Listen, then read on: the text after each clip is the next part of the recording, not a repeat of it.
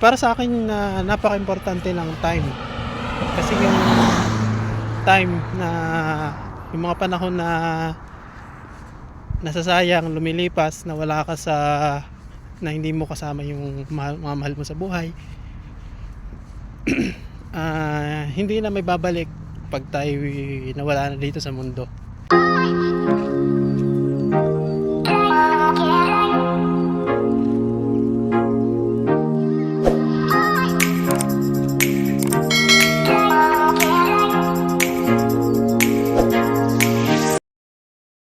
Magandang araw mga kasosyo, Kamangju.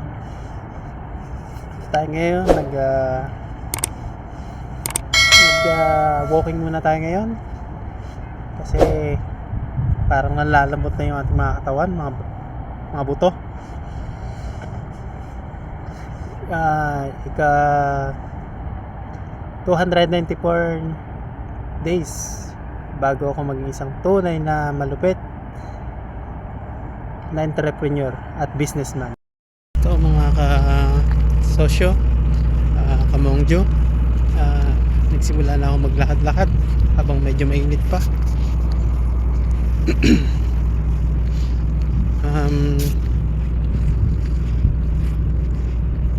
Ito, kaya po pala ako nag-video ngayon.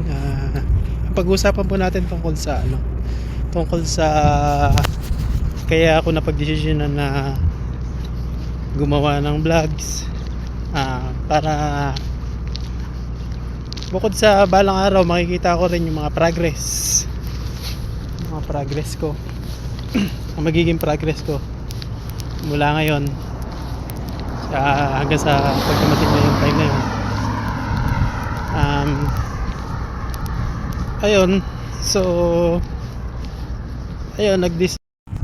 yun. Tsaka pumasok din sa isip ko na na sa tagal ko na nagtatrabaho, almost 9 years na ngayon.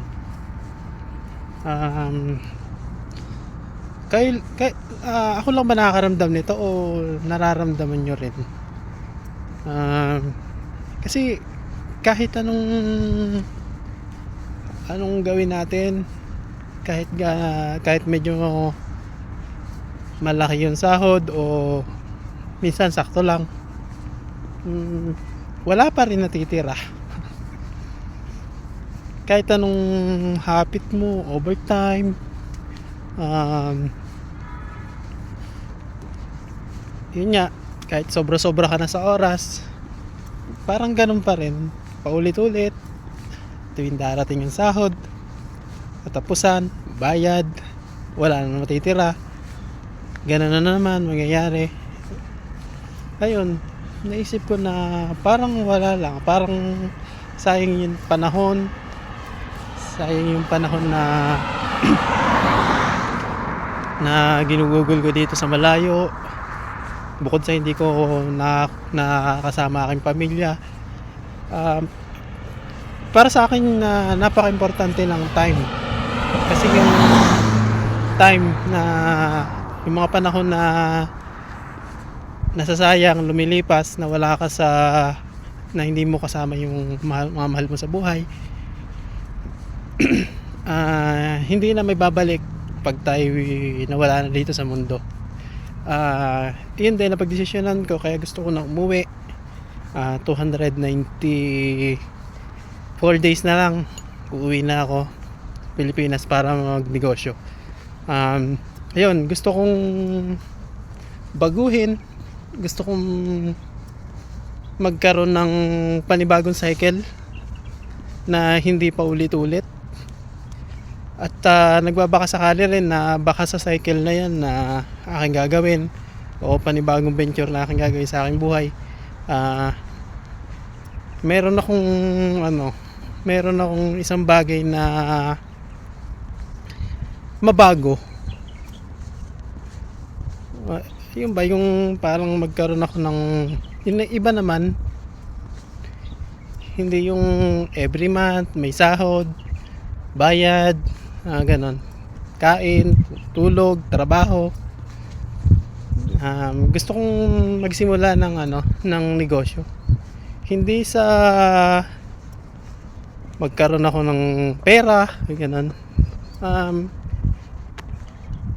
ang pera kasi para sa akin hindi naman sa para sa akin wala siyang value. 'Di ba sabi nga dun sa mga sa history na ang pera dati wala siyang ginawa lang siya para sa palitan ng mga totoong may value gaya ng bigas, isda. Para sa akin ang pera ganun lang, bagay lang na pamalit, pero hindi siya yung tunay na talagang may value. Para sa akin ang may value yung time. Yan, yung time, yung nabibigay mong oras para sa mga mahal mo sa buhay. Yun ang tunay na value para sa akin. Kaya ayun, sana sana itong pag-uwi ko, sana yung pinapaniwalaan ko na value, na totoong value para sa buhay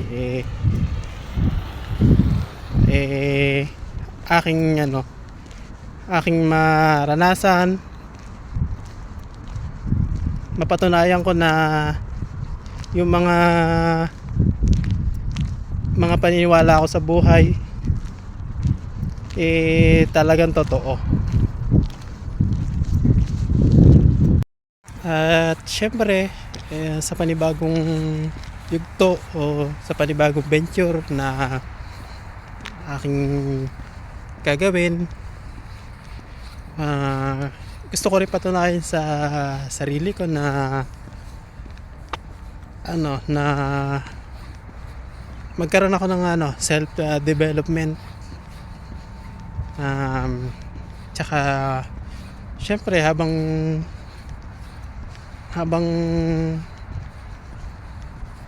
bine-venture ko yung pagnenegosyo,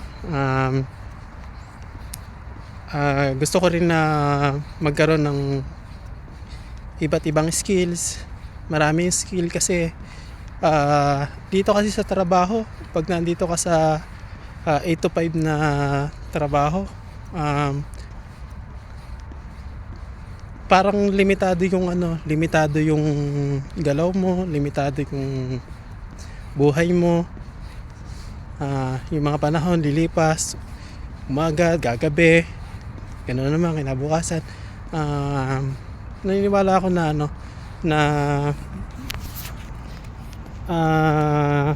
may mga bagay na hindi mo magagawa. Limitado ang magiging galaw mo, kilos sa araw-araw. Ako kasi yung tao na gusto ko na sa ganitong sitwasyon ko ngayon, gusto ko pang marami pang matutunan. Ngayon ko lang na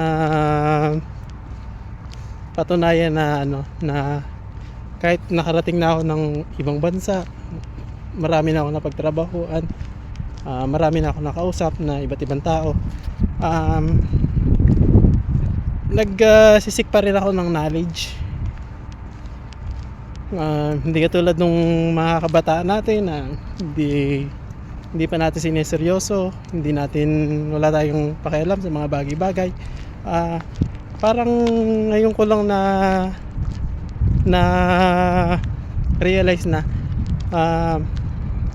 napakahalaga ng karunungan, napakahalaga ng knowledge. Kaya ito na yung panahon na nag-iipon pa ako ng maraming knowledge, maraming skills, na parang parang gutom ako sa karunungan. Parang gusto ko silang kada may mga bagay na gusto kong malaman. Ang way ko lang ngayon YouTube, social media, yun lang. Pero at least kahit paano may natututunan pa rin naman ako kahit sa mga simpleng bagay na yun. At napaka interesting para sa akin. ang isang bagay na matutunan. Isa rin yan sa aking priority na marami pang matutunan sa sarili man, self-development, sa mga bagay-bagay, skill.